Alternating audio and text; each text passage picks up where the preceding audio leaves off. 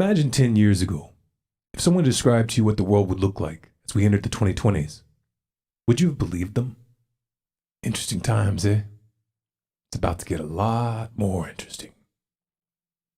History will remember this decade as a critical turning point, the end of an era.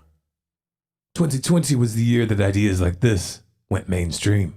Headlines that used to be relegated to the lunatic fringe were now being promoted by the corporate media. Credible economists warning that a banking crisis, a sovereign debt crisis, and ultimately a monetary crisis were on the horizon. Prominent researchers projecting more riots and unrest, and potentially a civil war. The UN calling for urgent action to avert a global food emergency. And world leaders warning that military conflict between the United States and China was no longer inconceivable. Then, of course, we had the COVID-19 debacle. Though the authorities would blame the disease itself, it was their ill-conceived response that actually served as the catalyst. Their short-sighted policies initiated a chain reaction. Some of the consequences of this chain reaction are inevitable, like a bullet that's left the barrel of a gun. Others hang in the balance. There will not, however, be any going back to normal. This story has a silver lining, a chance to make the world a better place. But it has to start with an honest assessment of how we got here and point to a positive course of action. In the winter of 2020, as COVID-19 went exponential, a panic was spreading even faster. Borders around the globe slammed shut in rapid succession, and the vast majority of the world's population was placed under some form of curfew or stay-at-home order. Businesses deemed non-essential were shuttered, events canceled, gatherings banned. In some countries, people weren't even allowed to go outside to exercise. The public accepted these policies at first because they were led to believe that they would only last a few weeks. But as weeks turned into months and infections soared in spite of summer temperatures, it became clear that the lockdowns were never going to eradicate this virus. At best, they would slow or delay the spread. And at what cost? Those who hatched this plan had made no provision for a pandemic that would linger on for months or years. They didn't even account for the socioeconomic chain reaction that the first round of lockdowns would set in motion. With businesses shuttered and movement highly restricted, millions were left unemployed virtually overnight. The scale and speed of these job losses broke all previous records. Even the Great Depression didn't come close.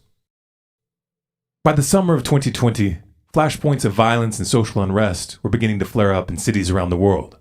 Pent-up frustrations were building, for obvious reasons. Billions of people had just spent months locked inside their houses. Millions had been thrown into extreme poverty. Most stress-relieving activities had been banned. Social gatherings, sports, time with friends at restaurants or bars, even places of worship were restricted. This was a powder keg waiting for a match. Politicians obviously saw the danger in this equation. When millions of people are suddenly left hungry and homeless, that's a recipe for revolution. Something had to be done, and quickly. So they did something. Boy, did they do something. When all you have is a hammer, every problem looks like a nail. And the governments around the world were looking at a very, very large nail. The fiscal stimulus programs of 2020 were epic, absolutely off the charts. By June, over 18 trillion had been dispersed globally.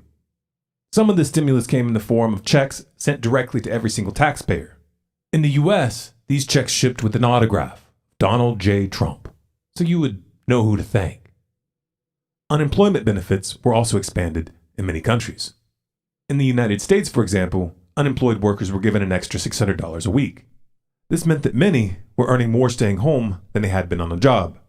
In fact, personal income in the United States soared by 10.5% in April, the largest monthly increase ever recorded. Then there were the forgivable loans via the Paycheck Protection Program and similar schemes around the world, which were supposed to help prop up small businesses. Some of these loans ended up being extended to some rather strange small businesses.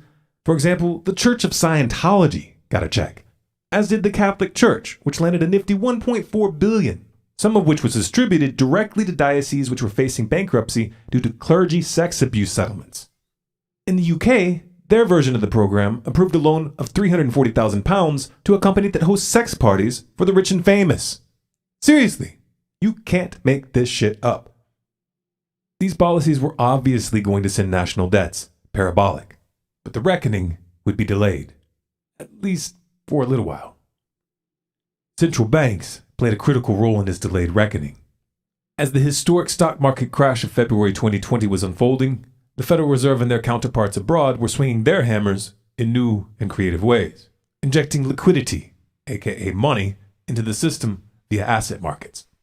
If you've never heard of quantitative easing, or QE, you might want to look that up. The short version is that when central banks purchase assets, new money is created. The money that is transferred to the asset holder's account is literally typed into existence. These asset holders typically reinvest this new money, causing asset prices, including stocks, to rise. Poor people don't typically own these kinds of assets, so it's basically welfare for the rich. And while it's wonderful that we can provide such a nice safety net for the upper crust of society, it does have one little side effect. Inflating markets with liquidity creates asset bubbles. It's like filling up a water balloon more and more till it's so big that you can see through it. Sooner or later, it always pops. It also has the effect of increasing wealth inequality, but hey, that's a feature, not a bug. The first round of QE started in 2009, after the housing bubble collapsed. Cutting interest rates to zero just wasn't enough. 2020 brought us round 4, affectionately referred to by some as QE Infinity. In this round, the Fed would take their liquidity experiment to a whole new level, buying financial assets never touched during QE 1, 2, or 3, including corporate debt and ETFs. In 1 month, they purchased more assets than they had during the entire first year following the 2009 crisis. By the end of May, they had over $7 trillion worth sitting on their books. This new money fueled the most powerful stock market rally in history. Retail investors piled in. Even the stocks of companies that had declared bankruptcy were flying high. What could possibly go wrong? With unemployment numbers still hovering at Great Depression levels and hopes of a quick V-shaped recovery evaporating, all eyes were on governments and central banks. The question was not if there would be more stimulus and money printing. The real question was how big it would be this time. Would it be enough? No one seemed to be asking what would happen if they went too far. Our fearless leaders had painted themselves into a corner at this point. If unemployment benefits, mortgage forbearance, and eviction moratoriums weren't extended, they would soon be facing millions of homeless, hungry, and angry people. With violence and unrest already smoldering in many major cities, this would be like throwing gasoline on a fire. Extending these protections, however, would not be without a price. Eviction moratoriums and mortgage forbearance programs had temporarily prevented millions from being suddenly made homeless. But with no rent coming in, landlords would soon be defaulting on mortgages en masse, as would many homeowners and businesses. This tsunami of defaults and bankruptcies would shake the foundations of the banking system, which would of course prompt further interventions.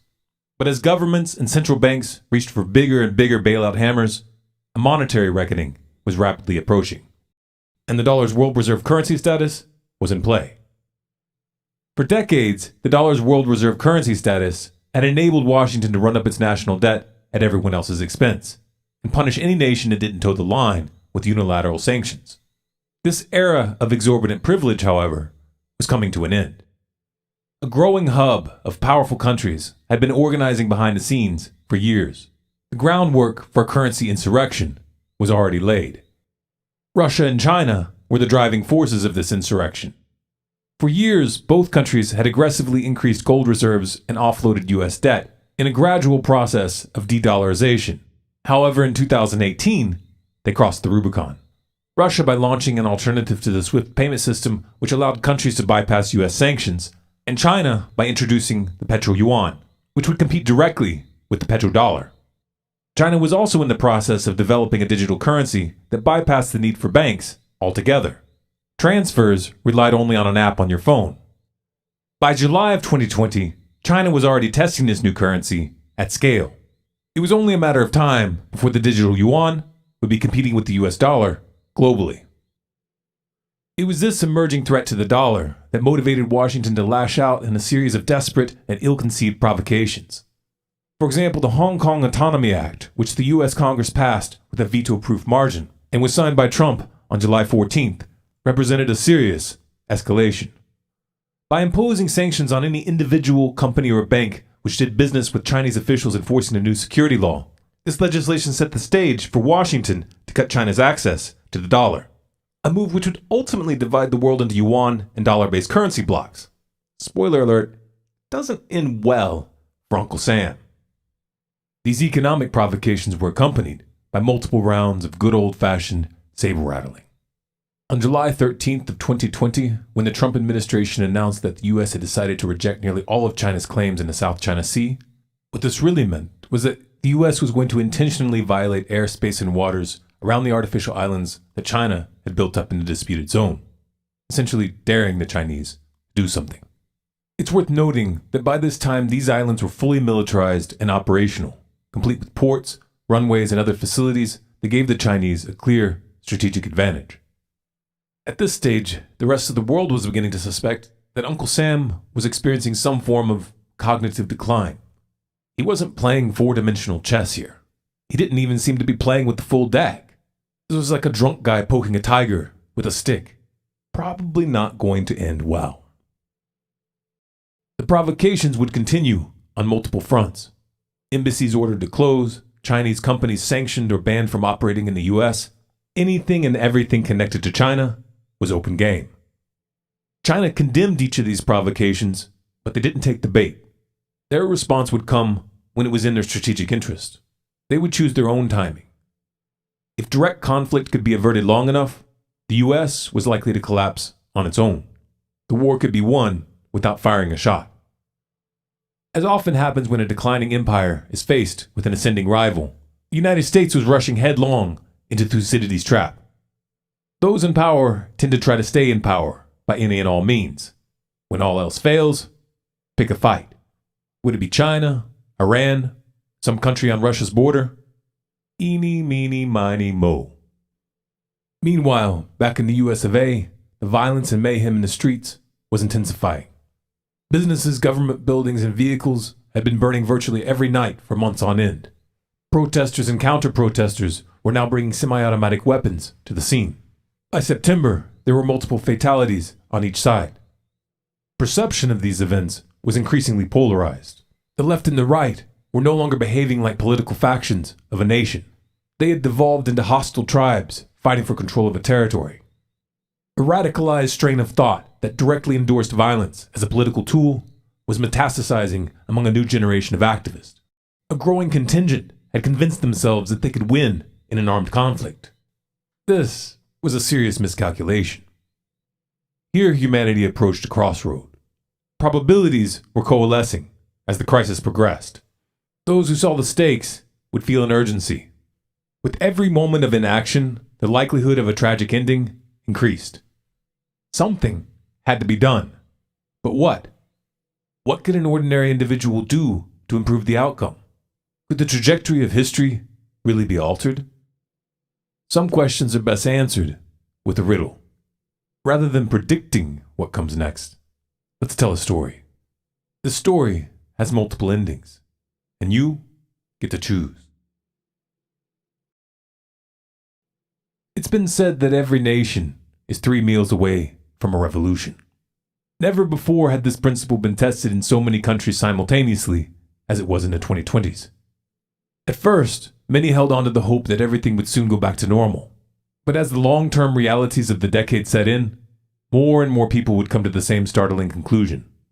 The authorities were out of their depth. There was no exit strategy. The situation was not under control. In the early stages of the crisis, when the first few governments were collapsing, very few realized how the conflux of economic, geopolitical, and social variables were coalescing as a perfect storm. But when G20 nations started dropping like flies, the phenomenon became impossible to ignore. Like dominoes falling, the collapse of one major economy destabilized every country connected to it. In the age of globalization, very few would be spared. What began as a trickle suddenly accelerated, as the downfall of the US dollar precipitated an unprecedented shock to global supply chains. Imports ground to a halt around the world. In countries dependent on outsourced food production and manufacturing, this translated into widespread shortages and social unrest. In this environment, extremist movements of all stripes flourished. A small handful of nations would weather this storm peacefully. Rather than tearing themselves apart from within or transforming into totalitarian dictatorships, they would unify and adapt. As economic and monetary shocks disrupted global supply chains and trade, these countries would quickly reorganize their economies to replace imports with local production, starting with food and essentials. Reducing dependence on fossil fuels was an important element of this transition. To accomplish this feat, every aspect of modern life was reimagined. Lawns were replaced by gardens. Golf courses converted to orchards. Waste streams were recuperated to minimize losses. It wasn't easy, but these countries pulled through. And before the decade was over, they were building regional trade networks that hadn't existed before the crisis. A lot of wealthy countries didn't do so well in the second phase of the crisis, the part where a real hardship kicked in. Populations accustomed to easy living and constant entertainment had a very short fuse. As shortages and rationing became the new normal and homeless encampments grew, protests would morph into riots, armed uprisings, and civil wars. Governments that were ill-prepared for these challenges crumbled quickly, some into the hands of populist movements, others to military juntas. In most cases, the replacement was more brutal and repressive than the old system. The underlying paradigm was rarely questioned at all. Many regimes would extend their lifespans by totalitarian means. Emergency powers established under lockdown would prove invaluable here. Policies previously justified by public health would now be implemented in the name of national security. Control mechanisms adapted and repurposed to crack down on dissidents. It was every petty dictator's wet dream, granular control over every aspect of human behavior and interaction. No one allowed to gather without permission, every contact tracked and traced. If you're outside, you better be prepared to show your papers. This approach was most effective when the latent fears and hatreds of a population could be rallied against an enemy. Convince the people that they are under attack, and it's easy to unify them under a flag. Rather than rioting in the streets, impoverished youth can be conscripted into the military, their identities shattered and remolded, conditioned to obey, trained to kill on command. Send them abroad to steal land and resources, use them at home to crush dissent. War is, after all, the health of the state. Regardless of which axis prevailed in these conflicts, the result would be the same. A new totalitarian order was the universal prescription, the only cure for the chaos. The world's first truly global currency would replace the dollar. This currency would be completely digital. Coins and banknotes phased out. Every single transaction conducted using this currency would be recorded on a blockchain. Unlike the original cryptocurrencies, this blockchain was controlled by a central authority and monitored with AI. Economic privacy was a thing of the past. It was the holy grail of the ruling elite, the precursor for global governance with teeth. But before they even had time to properly congratulate themselves, their house of cards was catching wind. As living conditions deteriorate and fear and uncertainty prevail, certain psychological forces are always unleashed. These forces are like the incoming waves of a tsunami. Once they gather momentum, there can be no stopping them. Throughout history, there have been individuals and movements who rode these waves, channeling the tides of human sentiment towards a course of action. Though the science of crowd psychology is complex and nuanced, the application of its principles is mind-bogglingly simple.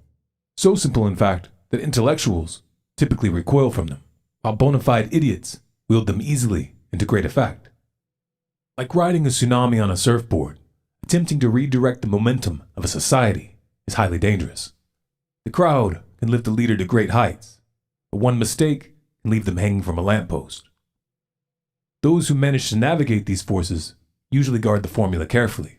Failure to do so would threaten the foundations of their power. This time around, however, humanity flipped the script.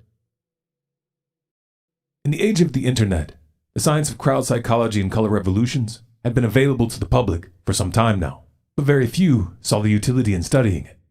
However, as the 2020s progressed, and it became more and more clear that those in power were pushing civilization towards a dystopian nightmare, a contingent of activists would reverse engineer the tools being used against them. The work of Gustave Le Bon and Edward Bernays would be modernized and tempered with a cultural code, the positive application of human instinct. The instinctual psychology of our species can be harnessed for good or for evil. In the modern era, it has been weaponized by the military-industrial complex for regime change and by corporations for marketing and public relations. The same principles, however, can be applied to create rather than destroy. Visions and values can spread like viruses, from mind to mind and from place to place. The contagion of a single idea can inspire generations towards a new paradigm. To topple a government is surprisingly easy when conditions are right. Silver spoon politicians who've never worked a day in their life can easily lose the respect and obedience of military and law enforcement. When that happens, it's game over. The question that always comes up in such events, usually as an afterthought, is what will you replace the old system with? There is nothing more dangerous than armed men with utopian dreams. Sometimes a cure can be worse than a disease. History provides many cautionary tales.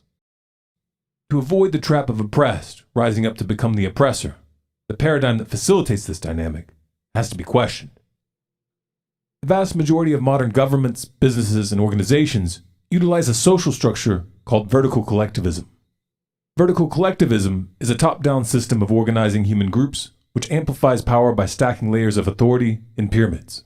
The result is a highly stratified society where those on the bottom have little or no say and are left to fight over the scraps from above. Vertical collectivism is apolitical. Capitalist companies and communist regimes both use it without contradiction, as do republics that call themselves democracies. The vertical model was born of military strategy. A general or warlord alone can only control a small army, but by using subordinate officers and layers of rank, a single individual or small ruling class can dominate millions of people in vast territories. This is why a state is often defined as the monopoly on violence within a region. Vertical collectivism didn't spread to every corner of the globe because it improved people's lives. In fact, modern anthropologists acknowledge that the transition to this way of life was associated with reduced life expectancy and a decline in virtually all measures of health up until very recently. Vertical collectivism spread like a cancer because it is brutally effective in the context of war. Every culture that it encountered was either crushed on the battlefield or forced to copy the model to survive. The dawn of civilization, as many euphemistically refer to it, is a story of conquest and colonialization that began approximately 10,000 years ago and continues to this day. This was not, however, the beginning of the human story. For over 300,000 years, long before the first empires of Asia and Europe began to absorb surrounding tribes, humans organized themselves using a very different model. Rather than building top-down stratified societies that concentrated wealth and power in the hands of an upper class, these cultures organized horizontally. Organizing horizontally didn't mean that there were no leaders. The authority and conformity instincts are far older than humanity. Like all social animals, our species is hardwired to follow those who demonstrate courage and intelligence. However, in horizontal societies, disparities of wealth and power were significantly smaller. The leaders and councils responsible for group decisions were not insulated by armies and law enforcement, conditioned to obey without question. Defense and order were maintained by an armed citizenry, bound by a code of conduct. This dynamic forced leaders to be directly accountable to the population. Their power was rooted in their ability to communicate with the people, build consensus, and chart a course of action to the benefit of all. The fact that horizontal societies required leaders to work with the public in such a personal way had one obvious disadvantage. It limited the size of the group. After all, why would someone voluntarily follow someone far away that they had never met? There is, however, a way around this limitation. By forming federations, horizontal societies can expand their sphere of influence significantly. An example of this adaptation can be found in the Iroquois Confederacy, which unified 5 tribes for hundreds of years in a region that came to be called New York. Each member tribe in the Confederacy had their own culture and internal governance, but a set of shared values enabled them to cooperate economically and militarily. If one tribe was attacked, they quickly mounted a common defense. Many historians believe that the United States federal system was based on the Iroquois model. One significant difference, however, was that the Iroquois had no central government. There was a central council comprised of representatives from each tribe, But this council had no power to enforce its will. Each representative was tasked with building a consensus that would resonate with their people. A modernized adaptation of this Iroquois model gained traction in the mid-2020s as the gears of globalization ground to a halt. While governments proved incapable of solving the most basic problems, decentralized networks were replacing the system from the ground up. They would start by organizing local food production in their communities and gradually expand cooperation to other sectors. Their revolution was driven by an idea worth spreading. Not only was it possible to live on this planet without destroying it, this way of life was more abundant and more fulfilling than the alternative. There was no need to wait for governments to act. Humans were perfectly capable of organizing themselves. Those that succeeded became epicenters of a new renaissance, attracting skilled workers and artists from around the world. Some of these travelers would put down permanent roots. Others would return to their homeland to plant seeds of their own. From the fragments of fallen empires, new nations would be born. From the ashes of dying cultures, new cultures would rise. The great collapse of the 2020s was not the end of the world. It was the end of an era and the dawn of a new one. Remember how we said this story has multiple endings? We're going to take one of them to a literal extreme, and we're going to do it in the real world. Now, if you're living in a crowded city center, maybe pushing the boundary starts by planting a garden in your front yard, organizing a community compost, or speaking out against a war. However, it's important to understand that in the era that we have entered, the stakes are rising, and the trajectory we're on needs to be altered significantly. This implies fundamental changes in the way we live, not just gestures in the right direction. You have to decide what kind of story you and your family want to be a part of. In some cases, this might involve immigrating to another country. Others will be more inclined to stay and fight to change the outcome at home. One way or the other, you'll want to be in a place where you can grow food, and you'll want to be set up to do this without agrochemical inputs or fossil fuels. You also don't want to be reliant on the grid. Utilities can and will go down. Some will be shocked by how long they can stay down. These aren't the kind of lifestyle changes you want to make at the last moment, or put off until you can do something large scale. Far better to start transitioning to a new way of life right now. Do what you can with what you have. Join forces with others to amplify. The learning curve for this kind of transition can be steep. There are a lot of practical skills that we should be taught in school, but aren't. Most kids, when they graduate, don't know how to build a house, or grow a garden, or even how to make bread. The best way to learn this stuff isn't really in a classroom anyway.